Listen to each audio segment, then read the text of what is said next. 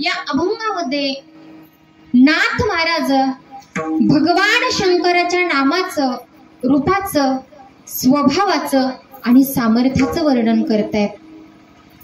फक्त नाथांना शांतीब्रह्म का म्हणतात? तर नाथांचं चरित्र ज्यावेळेस आपण श्रवण करतो त्यावेळेस ते नाथ महाराज कधी क्रोधित झाले असं त्यांच्या चरित्रात कुठेच ऐकायला भेटत नाही. तो यौवन एक नाही, दोन नाही, 21 वेळेस नाथांच्या अंगावर थुंकला, पण तो यौवन अंगावरी थुंकला, प्रसाद देऊन मुक्त केला, तरी सुद्धा नाथ महाराज क्रोधित झाले नाही. त्या यौवनावर सुद्धा त्यांनी कृपा केली. दुसरी गोष्ट, एक ब्राह्मण त्या पैठणातील ब्राह्मणांकडे आला आणि मुलीच्या विवाहाकरता 200 रुपये त्याने त्या पैठणातील ब्राह्मणांकडे मागितले. त्यावेळेस त्या पैठणातील ब्राह्मणांनी सांगितलं, म्हणे आम्ही 200 रुपये तुला देतो, परंतु एक काम तुला आमचं करावं लागेल. नाथ महाराजांना राग आणावा लागेल. तो म्हणे सोपं आहे. एखाद्या व्यक्तीच्या मनाच्या विरुद्ध एखादी गोष्ट केली की तो क्रोधित होतो. आणि मग हा ब्राह्मण नाथांच्या वाड्याच्या समोर आला आणि नाथ महाराज त्या ठिकाणी सुंदर प्रकारे देवघरामध्ये भगवान परमात्म्याची पूजा करत होते. आणि हा ब्राह्मण आला तसा चपले सगट नाथांच्या मांडीवरती जाऊन बसला. परंतु तरी सुद्धा नाथ महाराज क्रोधित झाले नाही. ते म्हणतात की अरे किती प्रेम तुमचं माझ्यावरती आहे की चप्पल काढण्याची सुद्धा आठवण तुम्हाला राहिली नाही. असाच माझा मुलगा सुद्धा हरी पळत पळत येतो आणि माझ्या मांडीवरती बसतो. पण आता तुम्ही थोडं थांबा, माझी पूजा आटोपली की आपण जेवण करू. ब्राह्मण विचार करतोय काय माणूस आहे हा पूजा करतोय आणि मी चपले सकट याच्या मांडीवर येऊन बसतो, तरी सुद्धा तो क्रोधित होत नाही. मग आता काय केलं पाहिजे? राग तर त्यांना आणावं लागेल. आणि मग ज्यावेळेस सगळेजण त्या ठिकाणी जेवण्याकरता बसले, नाथांची जी पत्नी आहे गिरिजामाया, ती गिरिजामाता त्या ठिकाणी वाढण्याचं काम करत होती.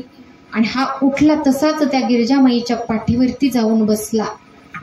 तर नाथ महाराज म्हणतात, गिरिजे सावकाश बरं, लेकरू पाठीवरती बसले, पडेल, त्याला लागेल.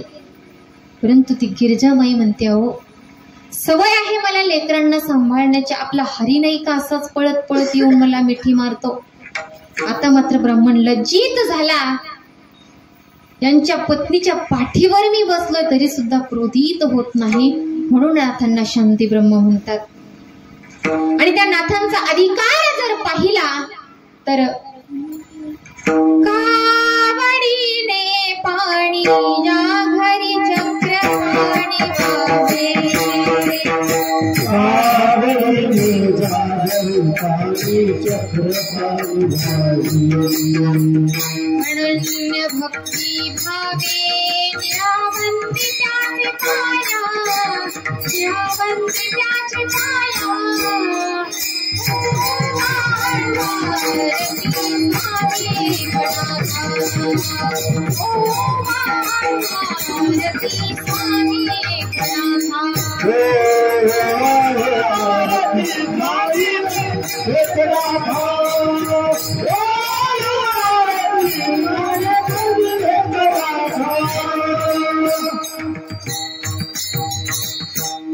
म्हणून ते नाथ महाराज कधीच क्रोधित होत नाही, म्हणून त्या नाथांना शांती ब्रह्म असं म्हणतात.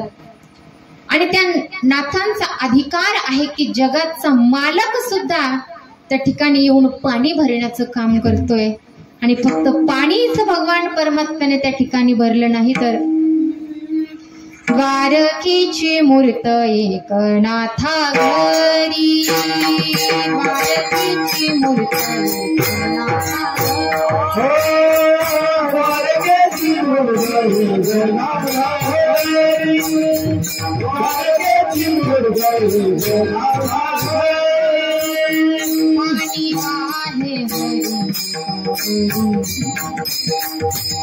पाणी वाहे हरी कावडीने श्रीखंडानंद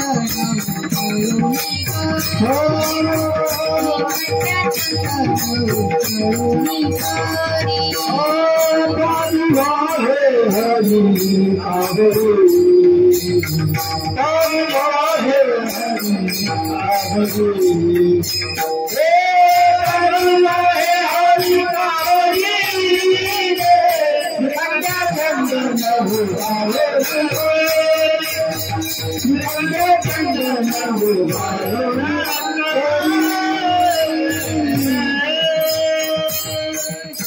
द्वारकेची मूर्त एकनाथा घरी पाणी वाहे हरी कावडीने.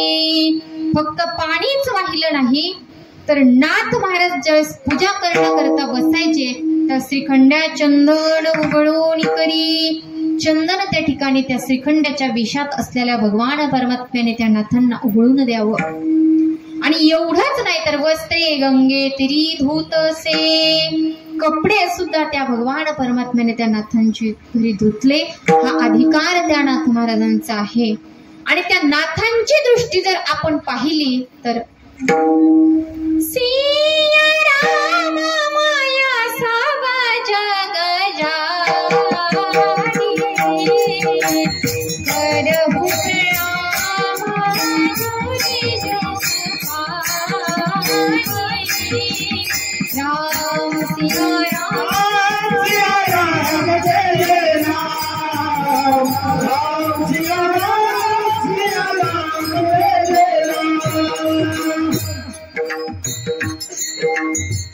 सिया राममय सब जग जाणी करहु प्रणाम जोरी जुगपाणी. प्रत्येक जीवामध्ये ते भगवत दर्शन करायचे. आणि मग ते काशीवरून आणलेलं जे पाणी होतं ते नाथांनी त्या गाढवाला पाजलं. पण गाढव समजून नाही तर त्या गाढवात सुद्धा त्यांनी काशी विश्वेश्वराचं दर्शन केलं.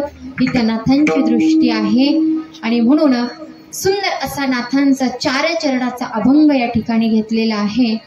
आणि मग या अभंगामध्ये नाथ महाराज भगवान शिवाच्या नामाचं, रूपाचं, स्वभावाचं आणि सामर्थ्याचं वर्णन करतात. कारण परमार्थामध्ये अवस्थेला किंमत आहे. किंबहुना अवस्था प्राप्त होण्याकरताच परमार्थ करावा लागतो. संसाराने प्राप्त होती ती व्यवस्था आणि परमार्थाने प्राप्त होती ती अवस्था. परमार्थामध्ये व्यवस्था होईलच असं सांगता येत नाही, होत नाही असंही नाही, पण होईलच असं सांगता येत नाही. कारण ज्यावेळेस माऊलीच्या सोहळ्यामध्ये आपण पंढरपूरच्या वारीकरिता जातो त्यावेळेस रस्त्याने ऊन असेल, वारा असेल, या सगळ्याचा कदाचित माणसाला त्रास होऊ शकतो. म्हणजे व्यवस्था होईलच असं सांगता येत नाही, पण अवस्था मात्र प्राप्त झाल्याशिवाय राहत नाही. मग संसाराने प्राप्त होते ती व्यवस्था आणि परमार्थाने प्राप्त होते ती अवस्था. आणि या संसाराचं प्रत्येक संतांनी वर्णन केलेलं आहे की दुःख बांधवडी आहे हा संसार, दुःख बांधवडी आहे हा संसार, दुःख बांधवडी आहे हा संसार, दुःख बांधवडी आहे हा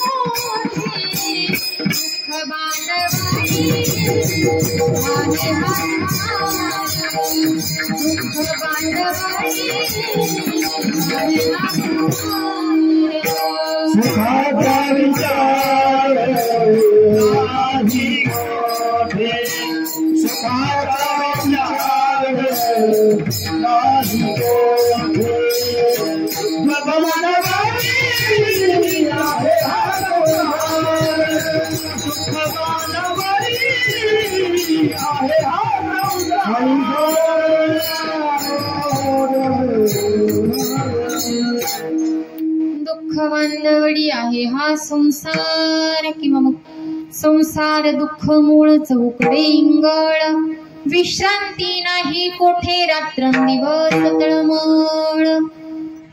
असं वर्णन संतांनी या संसाराचं केलेलं आहे. जसं की एक वेळेस एका माणसाच्या पाठीमाग वाहक लागला आणि तो पळत असताना तो पुढे पळतोय, वाघ त्याच्या पाठीमागे पळतोय आणि पळत असताना एका विहिरीमध्ये पडणार.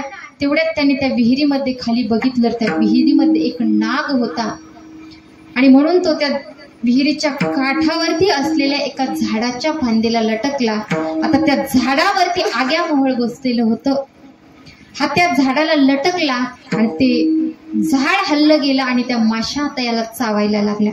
आता वर वाघोबा खाली नागोबा तिथं थांबलं तर माशा चावतायत आणि तेवढ्यात एक मधाचा थेंब त्याच्या जिभेवरती पडला. तो म्हणतो किती सुख आहे, किती आनंद आहे, पण दुःख किती आहे. तसंच माणसाचं आहे. घरातून बाहेर निघाला की वाघोबा म्हणजे सावकार, घरात आला की नागोबा म्हणजे बायको, आणि इकडून तिकडून आलं की आग्या मोहळ म्हणजे ते पोरग. बिस्किट, पप्पा मला बिस्किट, पप्पा मला चॉकलेट. मग जसं त्याला वर वाघ खाली नाग, तिथे थांबला तर माशा चावतायत आणि मग त्याच्या तोंडात एक मधाचा थेंब पडला आणि तो त्याला आनंद देणारा वाटला. तसंच या संसाराचं सुद्धा आहे. सुख पाहता जवा पाडे, दुःख पर्वता एवढे.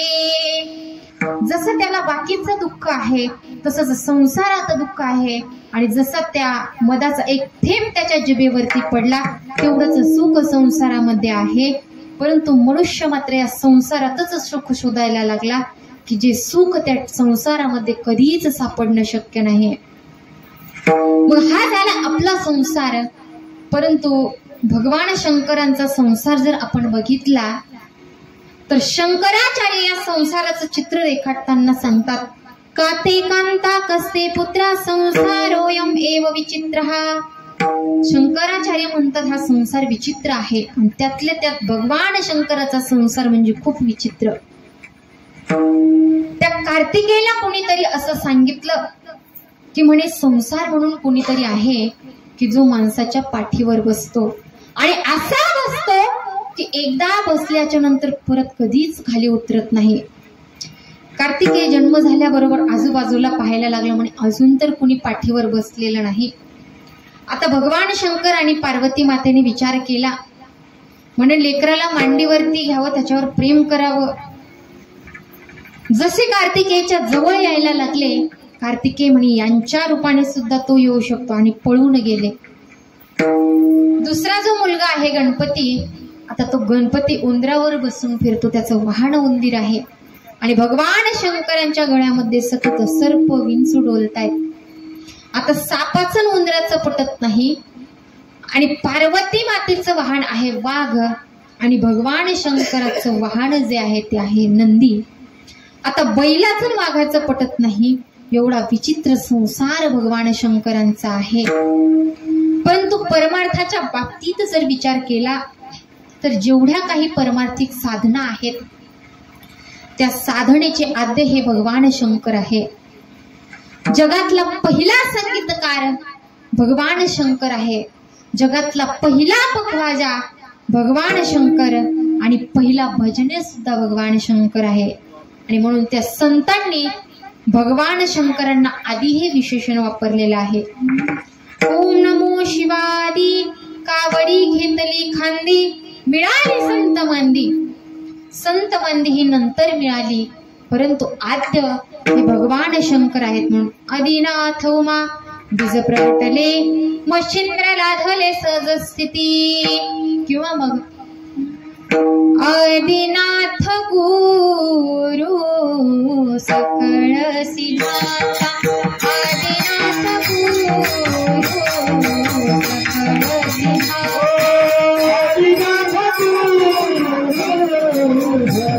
सिद्धांता, आदिनाथ गुरु सकळ सिद्धांता, आदिनाथ गुरु सकळ सिद्धांता, आदिनाथ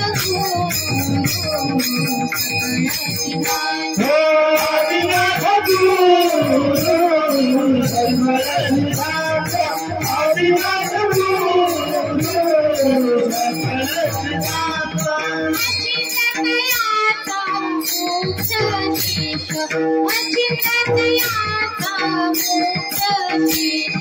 मच्छिंद्राने बोध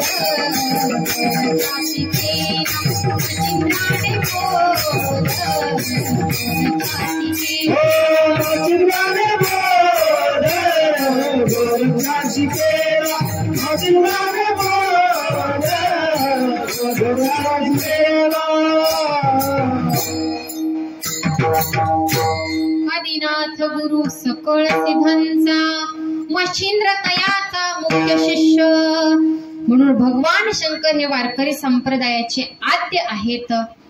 आणि मग जी साधना भगवान शंकरांनी केली त्या साधनेचा गाभा जर काय असेल तर त्या आहे भगवान परमात्म्याच्या नामाचं नामस्मरण.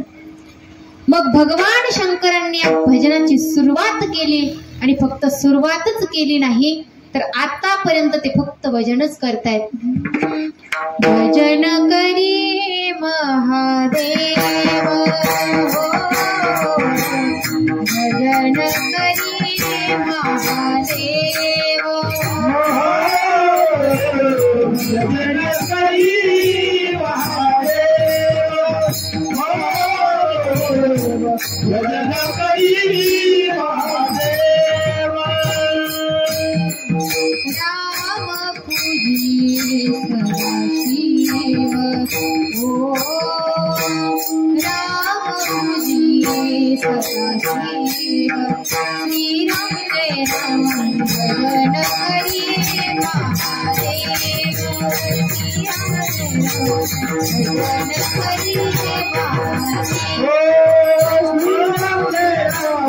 भजन करी महादेव भजन करी महादेव भजन करी महादेव.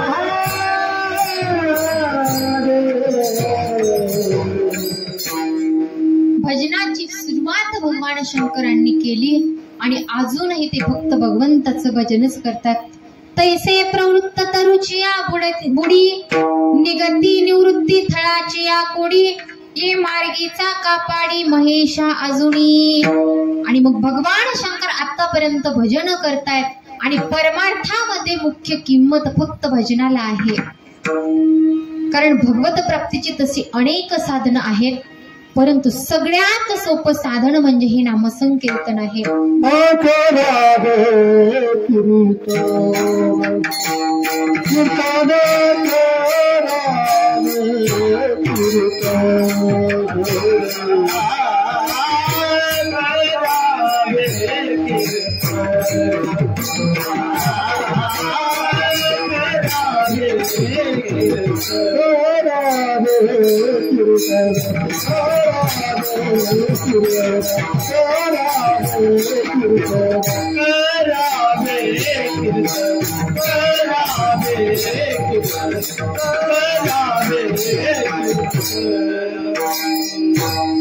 मुखी गावे हरिचे गुणा मुखी गावे हरिचे गुणा मुखी गावे हरिचे गुणा मुखी गावे हरिचे गुणा मग पाहिजे राधा राधा मग गावे हरिचे गुणा गावे हरिचे गुणा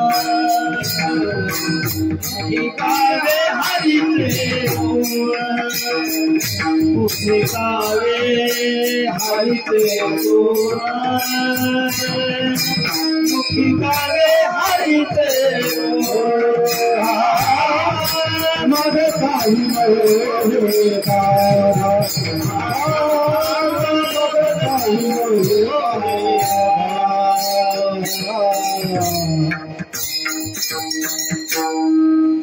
आणि म्हणून कलियुगात सगळ्यात सोपं साधन भगवत प्राप्तीचं म्हणजे ते भगवान परमात्म्याचं नाव आहे.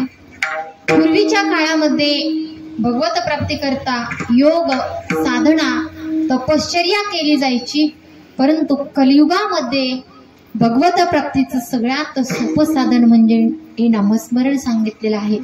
यत् फलं नास्ति तपसा न योगेन समाधिना तत्फलं लभते सम्यक् कलौ केशव कीर्तनात. जे फळ पूर्वी योग साधना तपश्चर्या यांनी प्राप्त होत नव्हतं, ते कलियुगात फक्त भगवान परमात्म्याच्या नामाने होतं. म्हणून नाम संकीर्तन साधन पैसोपे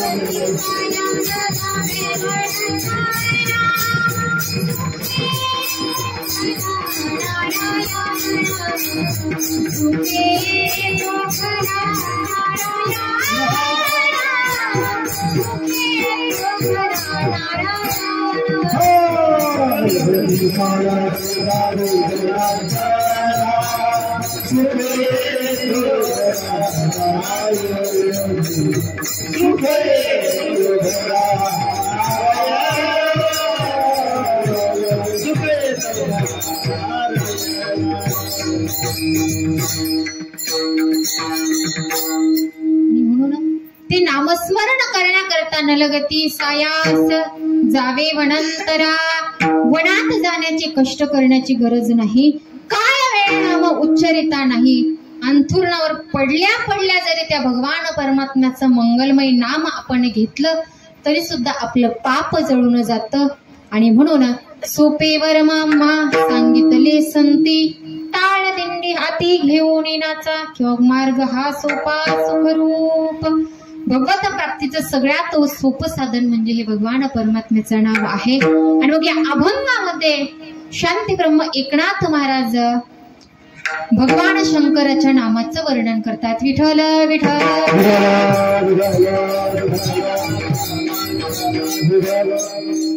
नाथ महाराज म्हणतात शिव भोळा चक्रवर्ती. भगवान शंकर हे भोळे आहेत आणि फक्त भोळे नाहीत तर त्यांच्याकरता विशेषण वापरले चक्रवर्ती. मग चक्रवर्ती सम्राट म्हणजे काय, तर चक्रवर्ती सम्राट म्हणजे सार्वभौम राजा, की सगळीकडे फक्त त्याचंच राज्य असतं.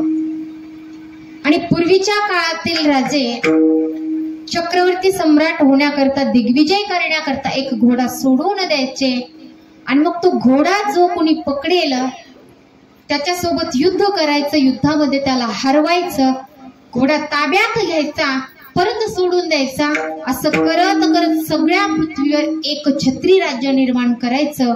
आणि त्यावेळेस त्याला चक्रवर्ती सम्राट असं म्हटलं जायचं, की सगळीकडे त्याचंच राज्य असायचं. आणि मग नाथ महाराज म्हणतात भगवान शंकर भोळे आहेत, फक्त भोळे नाहीत तर भोळ्यांचे चक्रवर्ती आहेत. आणि आपल्यालाही काही भोळी माणसं पाहायला भेटतात, पण ती ओरिजिनल भोळी नसतात. ज्याला आपलं हित कळतं तो भोळा नाही. मग भगवान शंकर भोळे आहेत, फक्त भोळे नाही तर ओरिजिनल भोळे आहेत. आणि भोळे असून सगळं काही देण्याकरता समर्थ आहेत. आणि देव नाही तर देवोंके देव महादेव, देवांचे देव आहेत. मग देवांचे देव आहेत, सगळं काही देण्याकरता समर्थ आहेत आणि भोळे आहेत. अशा असणाऱ्या भोळ्या शिवाचे चरण मी माझ्या चित्तामध्ये धारण केले असं नाथ महाराज म्हणतात. शिव भोळा चक्रवर्ती त्याचे पाय माझे चित्ती. त्या भगवान शंकराचे पाय मी माझ्या चित्तामध्ये साठवले, कारण चित्त म्हणजे अंतःकरणाची वृत्ती. आणि नाथ महाराज म्हणतात मी माझ्या या अंतःकरणाच्या वृत्तीने सतत त्या भगवान शंकराच्या चरणाचं चिंतन करतोय. आणि त्यांच्या चरणाचं चिंतन करत असताना माझ्या मुखातून शिव शिव असं नाम यायला लागलं.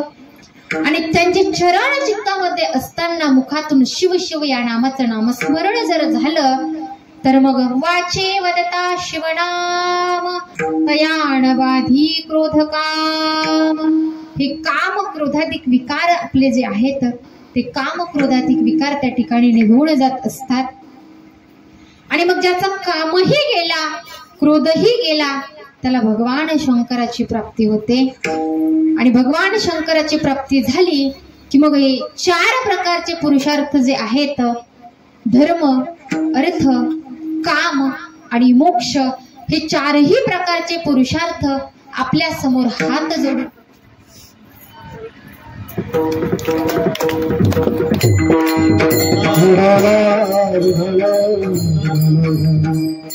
आणि म्हणून भगवान शिवाची प्राप्ती झाल्याच्या नंतर 4ही पुरुषार्थ आपल्या समोर हात जोडून उभे राहत असतात. आणि मग नाथ महाराज म्हणतात अगोदर त्या भगवान शंकराच्या चरणाचं चिंतन करा. चरणाचं चिंतन करत करत मुखाने त्यांच्या नामाचं नामस्मरण करा. त्यांच्या नामाचं नामस्मरण केलं की काम क्रोधाधिक विकार निघून जाऊन आपल्याला शिवाची प्राप्ती होईल. आणि मग एकदाची शिवाची प्राप्ती झाली की त्या काळाचं भय आपल्याला राहणार नाही, कारण भगवान शंकर हे त्या काळावरती मात करणारे आहे. म्हणून एका जनार्दनी शिव निवारी कळी काळाचा भेव हा झाला अभंगाचा सरळ सरळ भावार्थ. विठ्ठल विठ्ठल.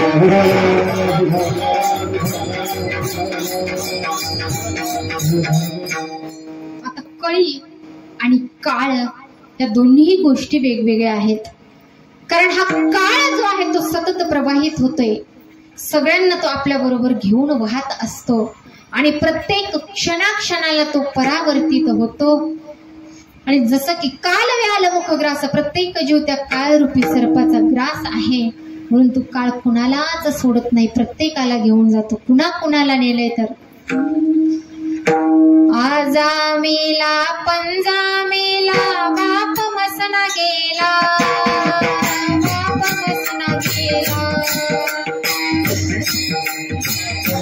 मेला बाप मसना गेला बाप मसना गेला.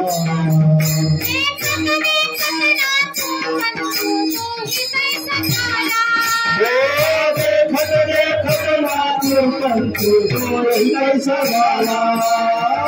देखत देखत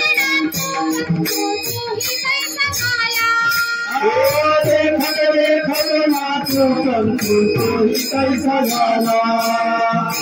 आजा मेला पंजा मेला बाप मसना गेला बाप मसना गेला. आजा मेला पंजा मेला बाप मसना गेला बाप मसना गेला. आजा मेला पंजा मेला बाप मसना गेला बाप मसना गेला. आजा मेला पंजा मेला बाप मसना गेला मसना गेला.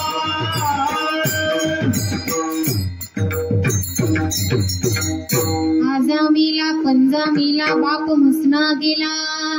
सगळ्यांना इथून मागेही तो घेऊन गेला आणि इथून पुढेही तो सगळ्यांना घेऊन जाणार आहे, कारण घडी घडी काळ वाट याची पाहे.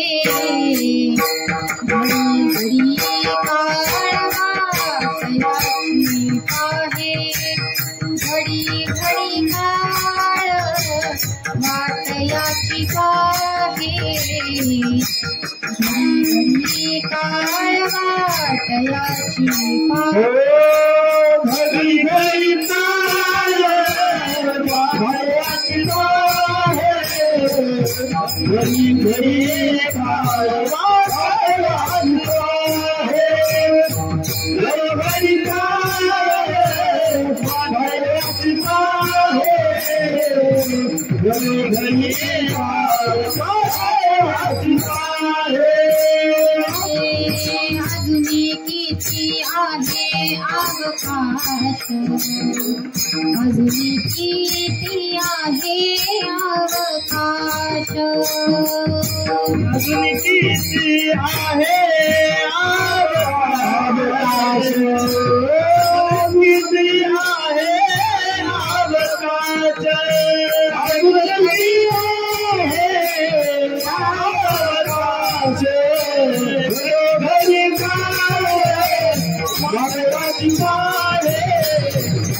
घडी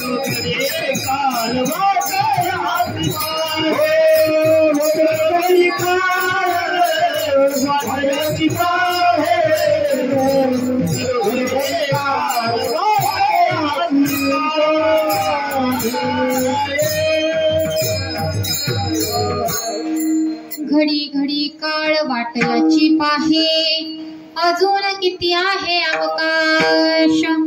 म्हणून मृत्यू हे एक अटळ सत्य आहे, ते कुणालाच चुकवता येत नाही. मृत्यू जन्मवतां वीरा देहेना सहजायते, आद्यवाद्य शतान्ते वा मृत्युर्वे प्राणिनां ध्रुवः. म्हणून मरण कुणाला चुकवता येत नाही. प्रत्येक जीवाचं रात्रंदिवस त्या काळाबरोबर युद्ध चालू आहे, परंतु तो काळ कुणालाच सोडत नाही. परंतु हा असा असणारा हा काळ, भगवान शिवाचं नाव जरी त्या काळाने ऐकलं की मग दड दड दड दड दुड दुड दुड दुड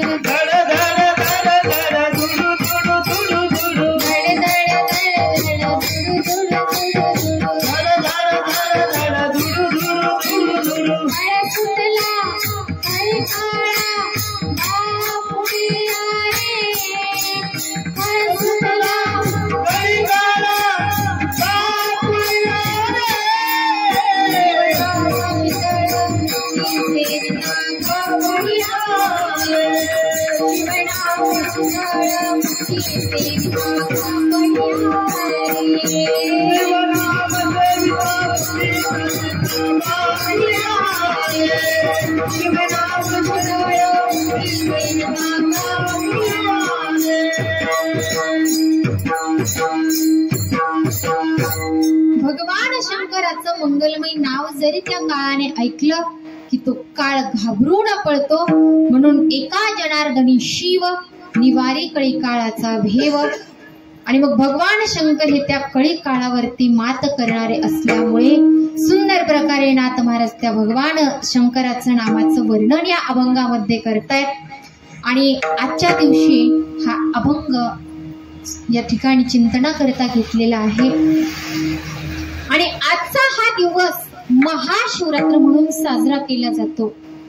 तशी शिवरात्री प्रत्येक महिन्यात येते, परंतु या शिवरात्रीला रात्री 12 वाजता भगवान शंकर ज्योतिर्मय स्वरूपामध्ये प्रगट झालेले असल्यामुळे या शिवरात्रीला महाशिवरात्र असं म्हटलं जातं.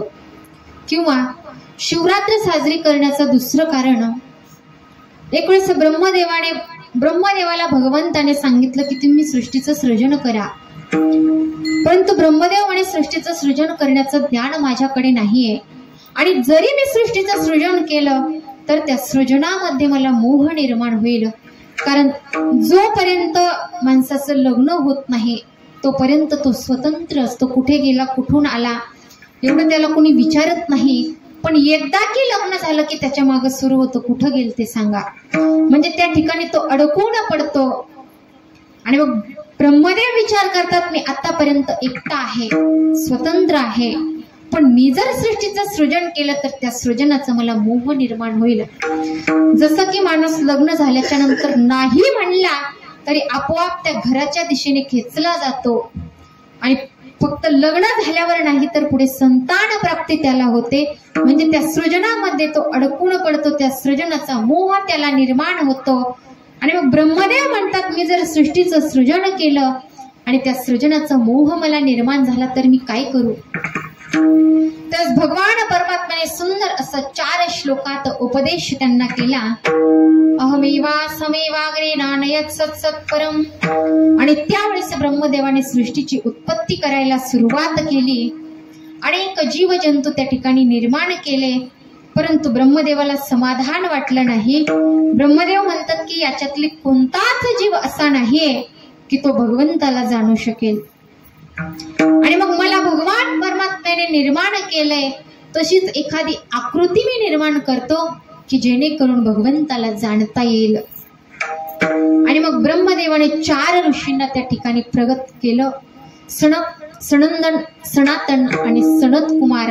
आणि ते सनत कुमार जन्माला आल्यापासून सतत त्या भगवान परमात्म्याचं भजन करायचे.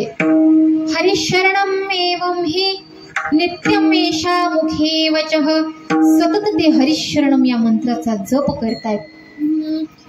हरी शरणम हरी शरणम हरी शरणम हरी शरणम हरी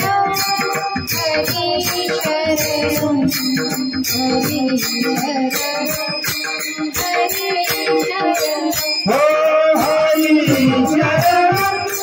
हरी शरणम हरी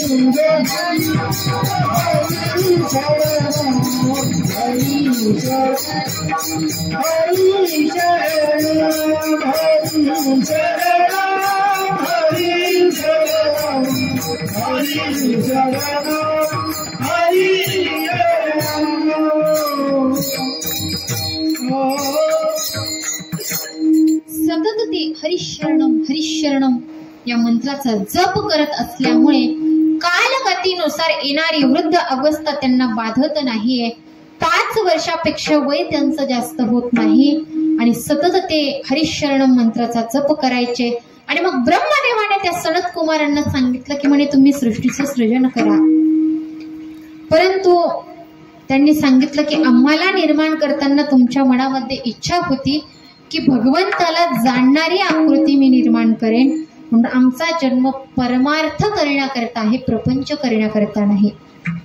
आणि खऱ्या अर्थानं आज अशी मुलं जन्माला येणं ही काळाची गरज आहे.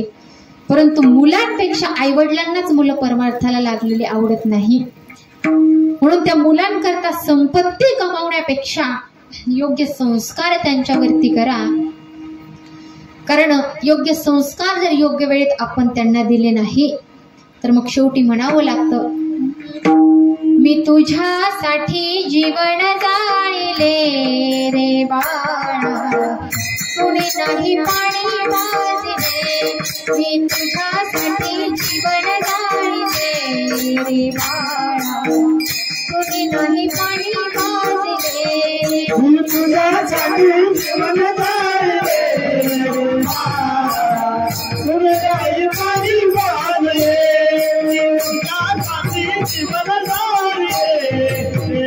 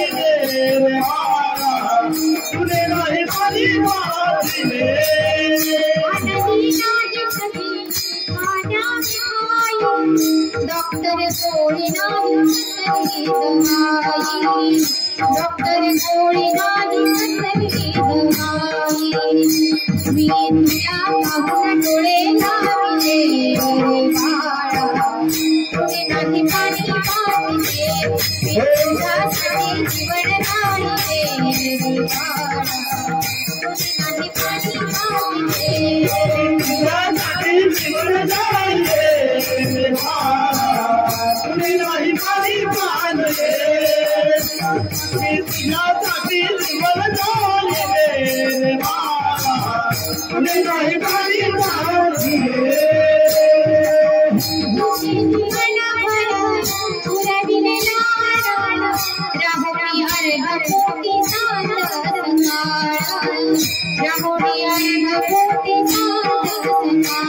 मी जगदिशात नाही मांडिले देवाळा तुम्ही नाही पाणी पाजले मी तुझ्यासाठी जीवन ढाळले देवाळा तुम्ही नाही पाणी पाजले तुझ्यासाठी जीवन ढाळले देवाळा तुने नाही पाणी पाजले जीवन ढाळले देवाळा तुने नाही पाणी पाजले मी तुझ्यासाठी जीवन जाळले रे बाळा तुने नाही पाणी पाजले ही वेळ आपल्यावरती येऊ नये असं वाटत असेल तर योग्य वेळेत एक संस्कार त्या मुलांवरती करा आणि त्या सनकालिकांनी ब्रह्मदेवाला सांगितलं की म्हणे आम्ही प्रपंच करणार नाही आमचा जन्म परमार्थ करण्याकरता आहे आणि त्यावेळेस ब्रह्मदेवाला क्रोध निर्माण झाला म्हणे माझेच मुलं आणि माझ्याच आज्ञेचं पालन करत नाही आणि मग ब्रह्मदेवाचा तो क्रोध त्यांच्या भ्रुगुटीतून प्रगट झाला भ्रुगुटी म्हणजे दोन्ही भुवयाच्या मधला भाग आणि त्यातून एक अग्निलोळ बाहेर आला आणि त्याच्यापासून एक बालक तयार झालं ते सारखं रुदन करायचं म्हणून त्याचं नाव त्या ठिकाणी रुद्र ठेवण्यात आलं आणि सगळं ज्या दिवशी घडलं तो दिवस म्हणजे आजचा हा महाशिवरात्रीचा दिवस विठ्ठल विठ्ठल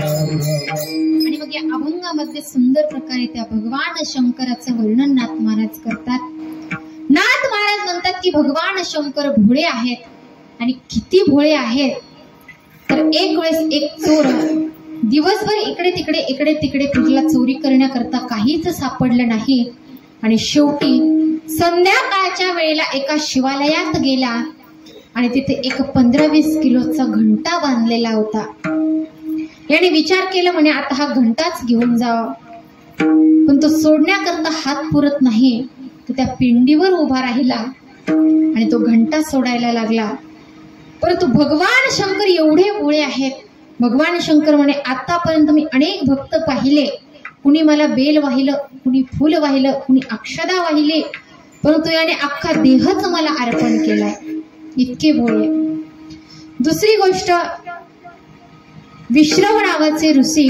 आणि त्या विश्रव नावाच्या ऋषींचा मुलगा आहे कुबेर की जो धनाचा राजा आहे आणि धनाचा राजा असून भगवान शंकराचा भक्त आहे त्याने विचार केला म्हणे भगवान शंकर स्मशानामध्ये राहतात मग एखादी नगरी त्यांना तयार करून द्यावी म्हणून आता आपण ज्याला श्रीलंका म्हणतो तिथे त्या कुबेराने एक सुंदर अशी सोन्याची नगरी तयार केली परंतु गृहप्रवेश करण्याच्या अगोदर वास्तुशांती करावी लागते आणि मग वास्तुशांती करण्याकरता रावणाला बोलावण्यात आलं आणि वास्तुशांती झाल्याच्या नंतर ब्राह्मणांना दक्षिणा द्यावी लागते आणि मग रावणाला विचारलं तुला काय दक्षिणा पाहिजे त्यावेळेस तो भगवान शंकराला म्हणे मी जे मागेल ते तुम्ही देताल का भगवान शंकर म्हणाले हो माग तुला काय पाहिजे तो म्हणे ही नगरीच मला पाहिजे ती नगरी सुद्धा भगवान शंकरांनी त्या रावणाला दान केली आणि परत भगवान शंकर स्मशानामध्ये निघून गेले एवढे भोळे आहेत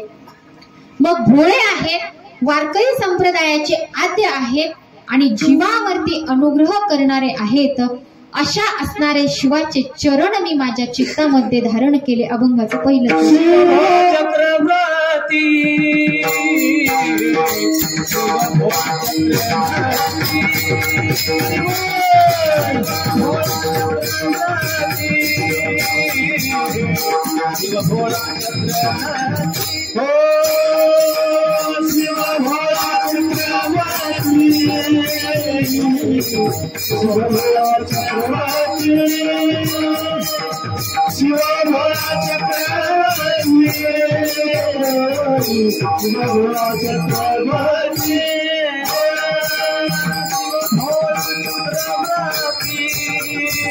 शिव भोळा चक्रवर्ती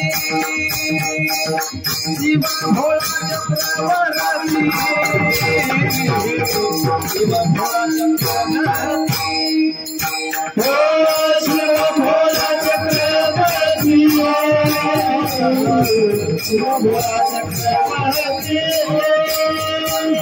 शिव भोळा चक्रवर्ती शिव भोळा चक्रवर्ती शिव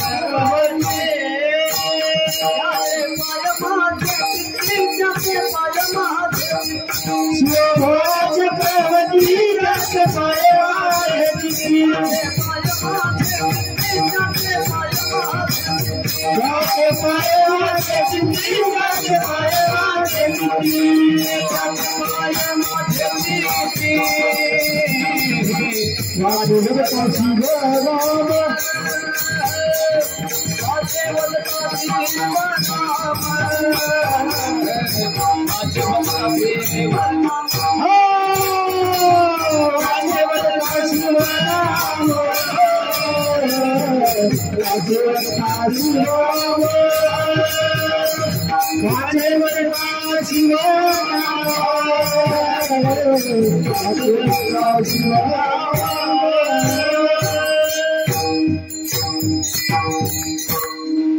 शिव भोळा चक्रवर्ती त्याचे पाय माझे चित्ते.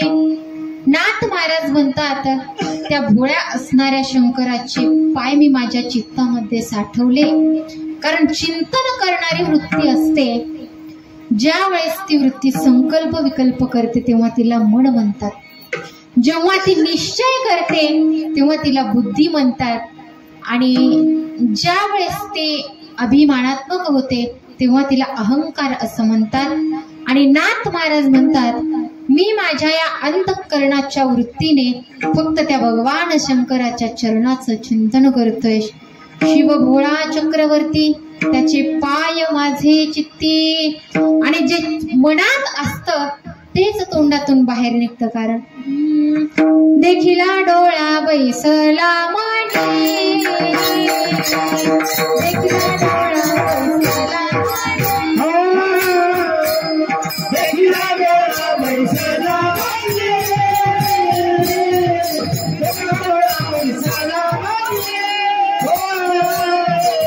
त्याची वदनी उतारी, त्याची वदनी उतारी.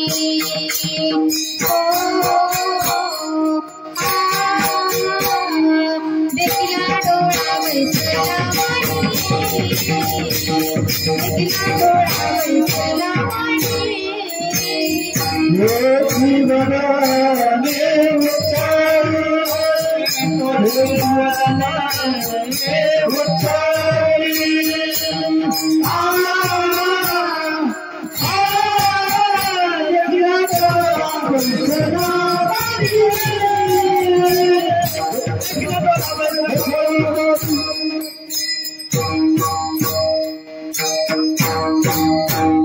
देखिला डोळा बैसला म्हणी, तेची वदनी उच्चारी.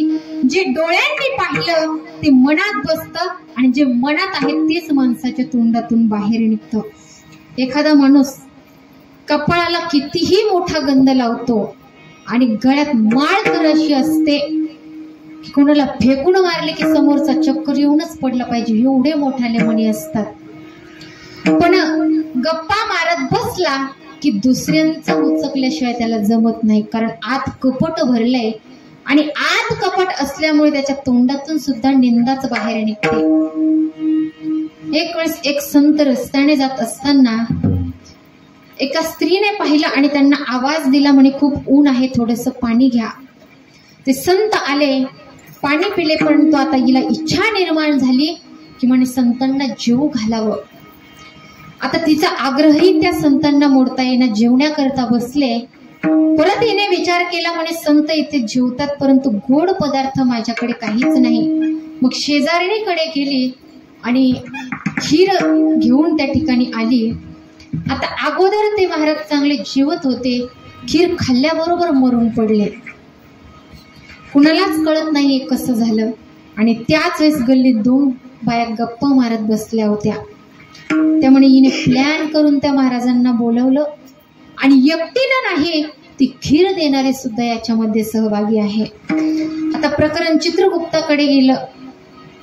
म्हणे कसं झालं तर त्यावेळेस त्या चित्रगुप्ताने सांगितलं, म्हणे ज्या वेळेस ती बाई ती खीर घेऊन येत होती त्यावेळेस आकाशातून एक साप घेऊन चालली होती आणि त्या सापाच्या तोंडातलं विष त्या वाटेत पडलं आणि ती खीर खाल्ल्यामुळे ते संत मरण पावले. मग आता हे पाप टाकायचं कुणाच्या नावावर? म्हणे त्या घारीच्या नावावर टाका. तिला तीच वेळ सुचली का? म्हणे तिची काय चूक आहे? ती बिचारी तिचं खाद्य घेऊन जात होती. म्हणे मग सापाच्या टाका. त्याला ती वाटेच विष टाकायला दिसली का? म्हणे तो बिचारा आपला जीव वाचवण्याचा प्रयत्न करत होता. म्हणे मग जिने त्या संतांना जेवण्याकरता बोलावलं तिच्या नावावरती टाका. म्हणे तिच्याही नावावर टाकता येणार नाही, कारण तिला त्या संतांना जीव घालायचं होतं, त्यांची सेवा करायची होती. म्हणे मग जिनं खीर दिली तिच्या नावावर टाका. म्हणे तिच्याही नावावर टाकता येत नाही. मग हे पाप टाकायचं कुणाच्या नावावर? म्हणे त्या गल्लीत 2 जणी गप्पा मारत बसल्या होत्या ना, त्यांच्या नावावरती टाका. मग एवढा जर वेळ आपल्याकडे आहे तर बोलावा विठ्ठल, पहावा विठ्ठल, पण हे आपल्याकडून होत नाही, कारण आत कपट भरले आणि आत कपट असल्यामुळे तोंडातून सुद्धा तेच बाहेर निघतं. म्हणून देखिला डोळा बैसला मनी. परंतु नाथ महाराज म्हणतात, त्या भगवान शिवाच्या चरणाचं मी चिंतन करत होतो आणि त्या चरणाचं चिंतन केल्यामुळे माझ्या मुखातून सुद्धा शिव शिव या नामाचं नामस्मरण घडलं.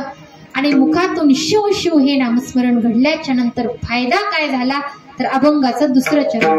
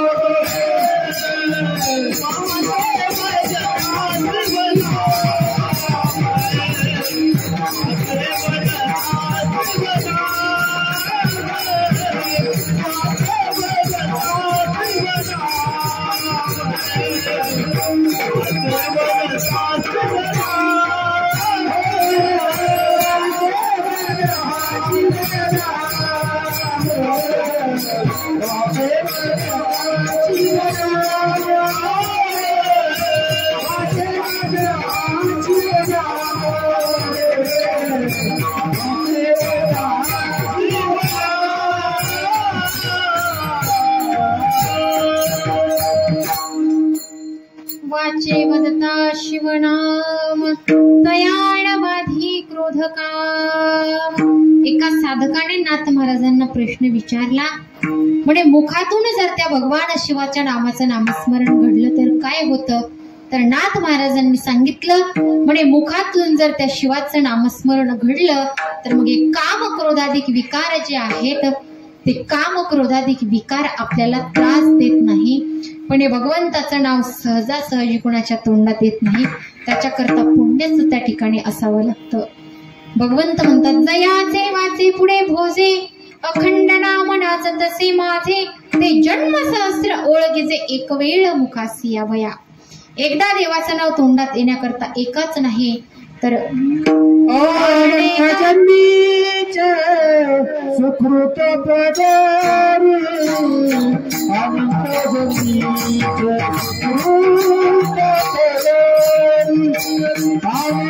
जन्मीचे सुकृत पदारी अनंत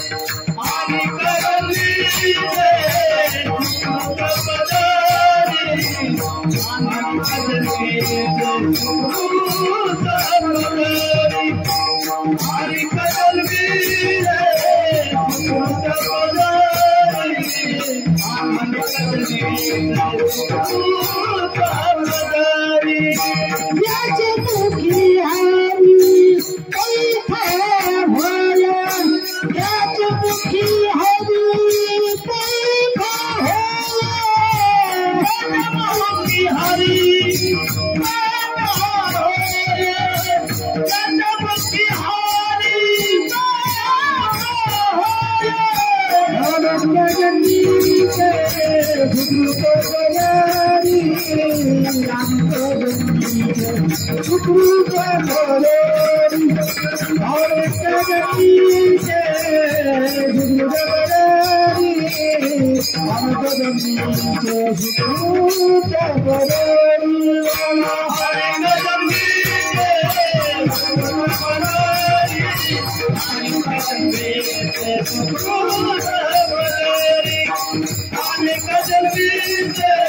सुकृत पदारी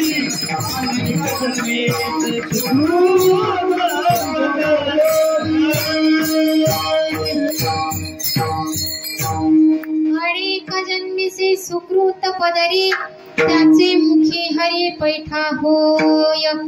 ज्याचं अनेक जन्माचं पुण्य आहे त्याच्याच मुखामध्ये त्या भगवान परमात्म्याचं नाव येतं. आणि मग नाथ महाराज म्हणतात की आम्ही त्या शिव शिव या नामाचं नामस्मरण केलं आणि म्हणून ते काम क्रोधाचं आमच्या समोर काहीच चालत नाही, कारण भगवान शंकर हे काम आणि क्रोधाला जाळणारे आहेत. कारण एक वेळेचा प्रसंग आहे, तारकासूर नावाचा दैत्य उन्मत्त झाला आणि त्या तारकासुराचा वध भगवान शंकरांचा मुलगा जो आहे कार्तिकेय, त्या कार्तिकेयच्या हातून त्या तारकासुराचा वध होता. आणि भगवान शंकर तर ध्यानस्थ बसलेले आहे, मग काय करावं. आणि त्यांची समाधी मोडण्याकरता त्या कामदेवाने 5 प्रकारचे बाण भगवान शंकरावरती सोडले आणि त्यावेळेस भगवान शंकरांची समाधी मोडली. समाधी मोडल्याच्या नंतर भगवान शंकरांनी समोर त्या कामाला पाहिलं आणि म्हणे की याने माझी समाधी मोडली. आणि मग क्रोधित होऊन भगवान शंकरांनी आपला 3रा डोळा उघडला आणि त्या कामाला त्या ठिकाणी जाळून टाकलं, म्हणून त्यांना काम बाधत नाही. क्रोध सुद्धा भगवान शंकरांना बाधत नाही, कारण भगवान शंकराचा सासरा जो आहे दक्ष, त्या दक्षाला ब्रह्मदेवाने प्रजापती म्हणून घोषित केलं. आणि माणसाला काही गोष्टी प्राप्त झाल्या की थोडा मान सन्मान भेटला की त्याचा अभिमान त्या ठिकाणी वाढतो.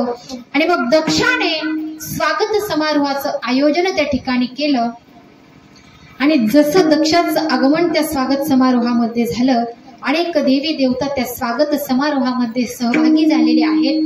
आणि दक्षाचं आगमन तिथे झाल्याबरोबर सगळे उठून उभे राहिले आणि त्या दक्षाला नमस्कार केला.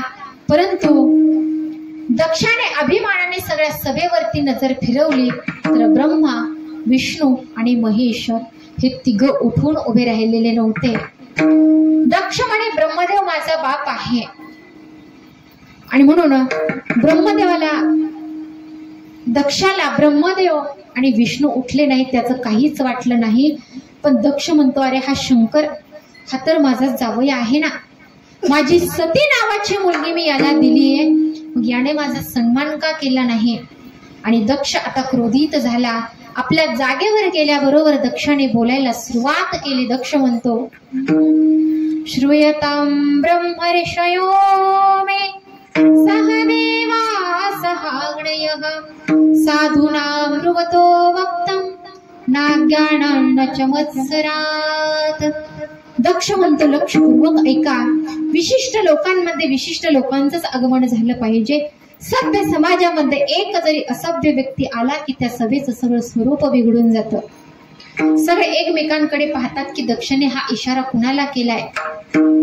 दक्ष म्हणतो की अरे इकडे तिकडे काय पाहता, हा शंकर तुम्हाला दिसत नाही का? रात्रंदिवस तो भूत प्रेतांमध्ये राहतो, शिष्टाचार त्याला आलाय, याला काय कळणार? आणि अयम ही लोकपालाना यशग्नो निरपत्रपः. लोकांमध्ये आमची प्रतिष्ठा हा धुळीत मिळवणारा आहे. आणि त्या निरपत्रपाचा दुसरा अर्थ आहे की ज्याला एकदा भगवान भोलेनाथांनी आश्रय दिला परत त्याचा त्यांनी कधीच त्याग केलेला नाही.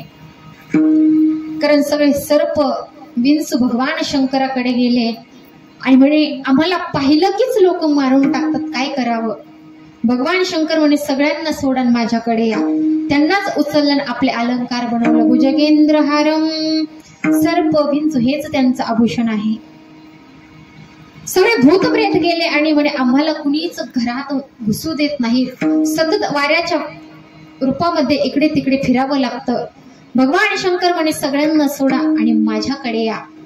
आता ज्या वेळेस भगवान शंकरांचा विवाह आहे तर भगवान शंकर येत्या नंदीवरती बसून निघाले आणि हे भूतप्रेत त्या ठिकाणी भगवान शंकराच्या वरातीमध्ये नाचतायत. भूते वेताळ नाचती, भूते वेताळ नाचती, भूते वेताळ नाचती, भूते वेताळ नाचती, भूते वेताळ नाचती, भूते वेताळ नाचती, भूते वेताळ नाचती, भूते वेताळ नाचती, भूते वेताळ नाचती हर्षयुक्त उमापती, भूते वेताळ नाचती हर्षयुक्त उमापती, भूते वेताळ नाचती हर्षयुक्त उमापती, भूते वेताळ नाचती हर्षयुक्त उमापती, भूते वेताळ नाचती, भूते वेताळ नाचती, भूते वेताळ नाचती, भूते वेताळ नाचती, भूते वेताळ नाचती, भूते वेताळ नाचती, भूते वेताळ नाचती, भूते वेताळ नाचती. भूते वेताळ नाचती. पुढे भगवान शंकर नंदीवर बसून चालले आणि हे भूत पाठीमागे नाचत होते. परंतु त्यांनी विचार केला, म्हणे आम्ही एवढं नाचतो पण भगवान शंकराला ते काही दिसत नाही. आता त्यांच्या मनातली इच्छा भगवान शंकरांनी ओळखली आणि त्या नंदीवर उलट मागं तोंड करून बसले. किती सुंदर नवरदेव दिसत असेल. म्हणजे ज्याला आश्रय दिला त्याचा परत त्यांनी कधीच त्याग केला नाही. परंतु ज्याने ज्या रंगाचा चष्मा लावलेला असतो त्याला तसंच सगळं जग दिसतं. आज अभिमानाच्या रंगामध्ये रंगलेला दक्ष ज्यावेळेस भगवान शंकराकडे पाहतोय त्यावेळेस त्याला फक्त दोषच दोष त्या भगवान शंकरामध्ये दिसतायत. आणि तसं जर पाहिलं तर शंकर या शब्दाचा अर्थ कल्याण आहे. शं कल्याणम करोति इति शंकर हा, असे कल्याण स्वरूप भगवान शंकर आहेत. परंतु दक्षाला अनेक दोष त्या भगवान शंकरामध्ये दिसायला लागले. आणि दक्ष म्हणतो, गृहीत्वा मृगशा वाक्षा पाणिं मर्कटलोचनः. दक्ष म्हणतो, अरे मी माझे हरणासारखे डोळे असणारी मुलगी या माकडासारखे डोळे असणाऱ्या शंकराला दिली. ती फक्त माझ्या वडिलांमुळे, ब्रह्मदेवामुळे. नाहीतर कुठे माझी मृगलोचनी कन्या आणि कुठे हा मर्कटलोचन शंकर. तरी सुद्धा भगवान शंकर क्रोधित झाले नाही. आणि रागाच्या भरामध्ये दक्षाचं नियंत्रण रागावरती राहिलं नाही. आणि दक्षाने भगवान शंकरांना शाप दिला की आजपासून भगवान शंकराच्या मूर्तीची कुणीच पूजा करणार नाही. म्हणून आज सुद्धा त्या ठिकाणी भगवान शंकराच्या लिंगाची पूजा होते, मूर्तीची होत नाही. मूर्तीची पूजा फक्त स्मशानात केली जाते. हा दक्षाने भगवान शंकरांना दिलेला शाप आहे. मग दक्षाने शाप दिला तरी सुद्धा भगवान शंकर क्रोधित झाले नाही. म्हणून त्यांना क्रोध सुद्धा बाधत नाही. तयाण बाधी क्रोध काम. आणि मग हे काम क्रोधाधिक विकार ज्या वेळेस आपणही त्या भगवान शंकराच्या नामाचं नामस्मरण करू त्यावेळेस ते काम क्रोधाधिक विकार आपल्यालाही त्रास देणार नाही. पण कधी तर अगोदर त्यांचे चरण चित्तामध्ये साठवावे लागतील आणि मग नामस्मरण केलं जावं. त्यावेळेस हे काम क्रोधादी विकार आपल्याला त्रास देणार नाहीत. आणि मग एकदा की काम क्रोधादी विकार निघून गेले की त्या शिवाला आपण प्रत्यक्ष पाहू शकतो. आणि मग त्या शिवाला प्रत्यक्ष पाहिल्याच्या नंतर काय होतं तर अभंगाचं 3रं चरण. धर्मार्थ काम मोक्ष, धर्मार्थ काम मोक्ष, धर्मार्थ काम मोक्ष, धर्मार्थ काम मोक्ष,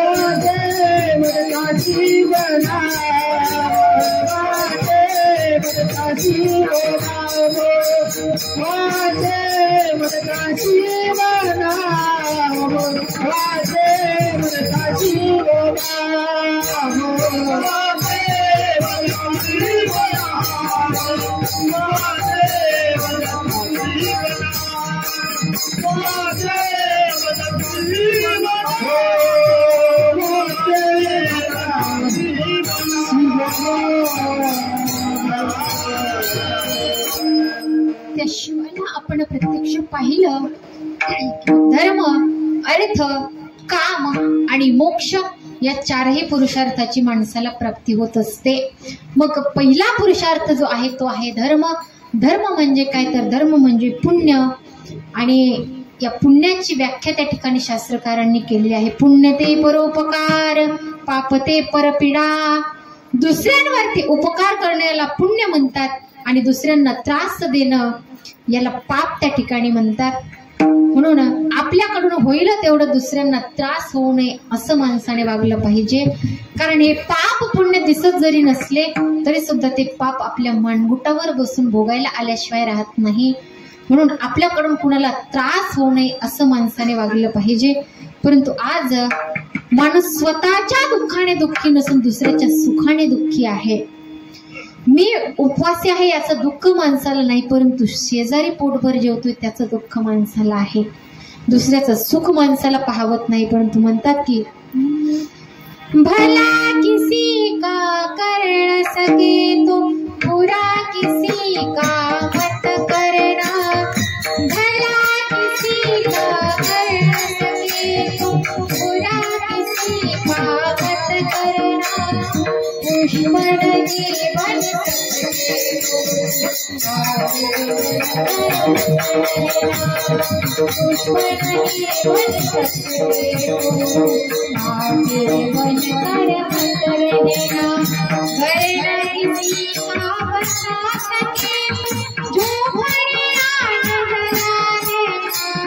मरहम पट्टी कर सके तो कारण बकना लगा देना. सके तो अंधियारा भी मत करना. दुश्मन जीवन सके तो आजीवन कर्म करना. दुश्मन जीवन सके तो आजीवन कर्म रहना. आजीवन कर्म रहना. आजीवन कर्म रहना.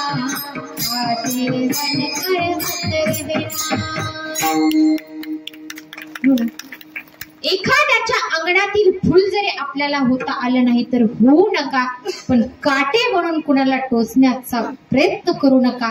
हाच खरा धर्म आहे. आणि साने गुरुजी सुद्धा सुंदर असं सांगतात, खरा तो एक हेची धर्मा जगाला प्रेमार पावे, हाच खरा धर्म सांगितलेला आहे. मग पहिला पुरुषार्थ जो आहे तो आहे धर्म, दुसरा आहे अर्थ. अर्थ म्हणजे पैसा. तो किती कमवावा हा प्रत्येकाच्या समोर प्रश्न आहे. असाच एक वेळेस एका माणसाला देव भेटला, म्हणे माग तुला काय पाहिजे? तो म्हणे भगवंत मला जमीन पाहिजे. भगवंत म्हणाले ठीक आहे. म्हणे किती देशील? भगवंत म्हणे अजून सूर्य दिसतोय, तो मावळेपर्यंत तू जेवढा पळशील तेवढी जमीन मी तुला देईल. हा इतका पळाला, शेवटी पळता पळता मेला. आणि मग आता याच्या कामाची फक्त 3.5 हात होती. म्हणून पैसा कमवा, परंतु निर्वाहापुरते अन्न आच्छादन, म्हणून गरजेपुरताच तो कमवा. आणि कबीरदास सांगतात की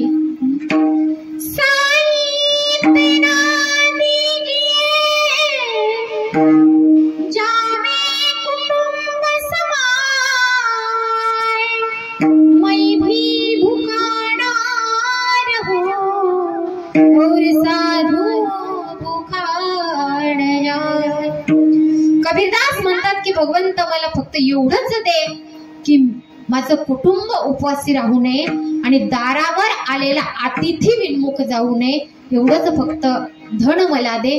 आणि गरजेपेक्षा धन जर आपण जास्त कमवलं तर मग करिता भरोभरी दुरावसी दुरी भवाची पुरी वहावसी. म्हणून अर्थ पैसा कमवा, परंतु गरजेपुरता. दुसरा पुरुषार्थ आहे अर्थ. तिसरा आहे काम.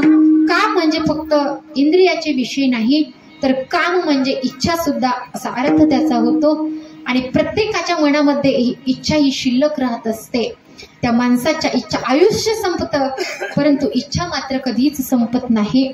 अगोदर किरायाच्या घरात राहतो, नंतर वाटतं स्वतःचा बंगला व्हावा, बंगला झाला की परत वाटतं गाडी व्हावी. म्हणजे अशा प्रकारे ती इच्छा जी आहे ती वाढत जाते. परंतु ही इच्छा जर घालवायची असेल तर अगर तू मिटाना चाहे,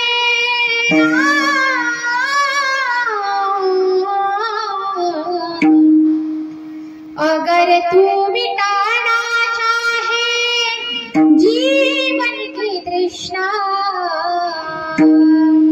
सुबह शाम बोल वंदे कृष्ण कृष्ण कृष्ण, सुबह शाम बोल वंदे कृष्ण कृष्ण कृष्ण, सुबह शाम बोल वंदे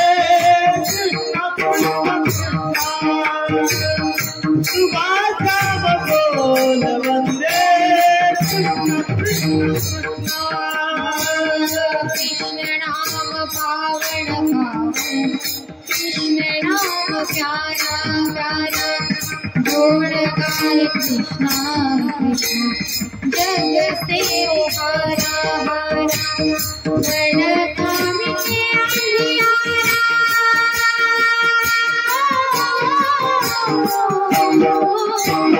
गणकामी के अंधियारा, बोल कृष्ण कृष्ण, सुबह शाम बोल वंदे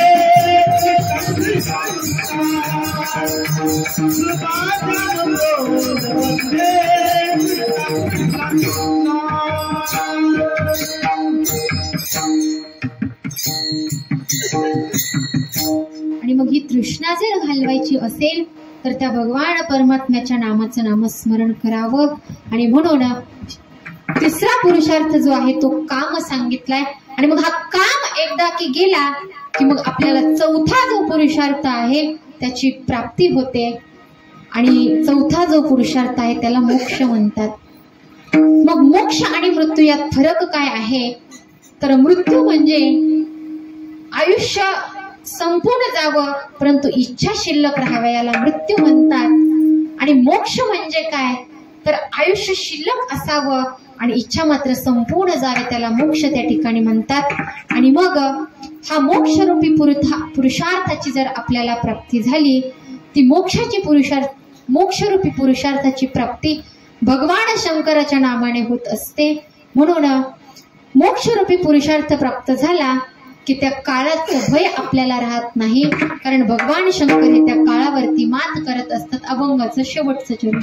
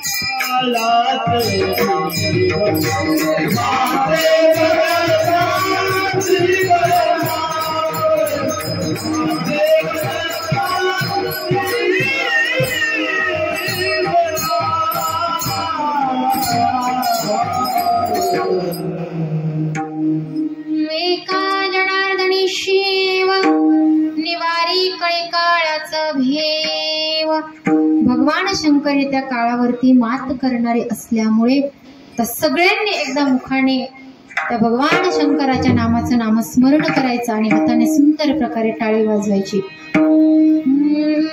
कैलास के निवासी नमो बार बार, नमो बार बार, आयो शरणी हार प्रभु हार हार, आयो शरणी हार प्रभु हार हार. कैलास के निवासी नमो बार बार, नमो बार बार, आयो शरणी हार प्रभु हार हार, आयो शरणी हार प्रभु हार हार. कैलास के निवासी नमो बार बार, नमो बार बार, आयो शरणी हार प्रभु हार हार, आयो शरणी हार प्रभु हार हार, आयो शरणी हार प्रभु हार हार. भक्तों को कभी शिव तुमने निराश ना किया, भक्तों को कभी शिव तुमने निराश ना किया. महाराज ने जो चाहा वरदान दे दिया, महाराज ने जो चाहा वरदान दे दिया. बड़ा है प्रेम बड़ा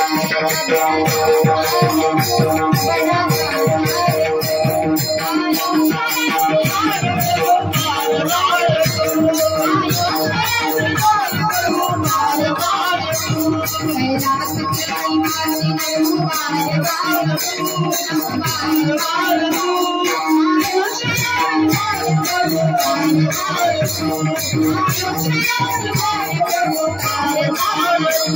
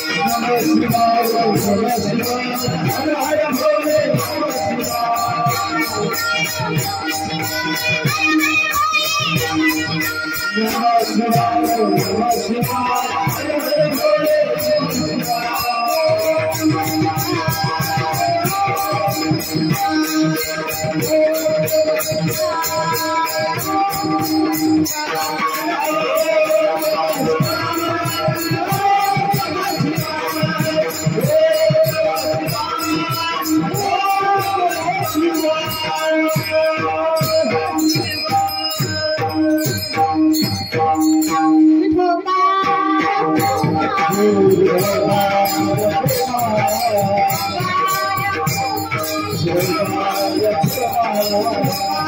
शिवाय,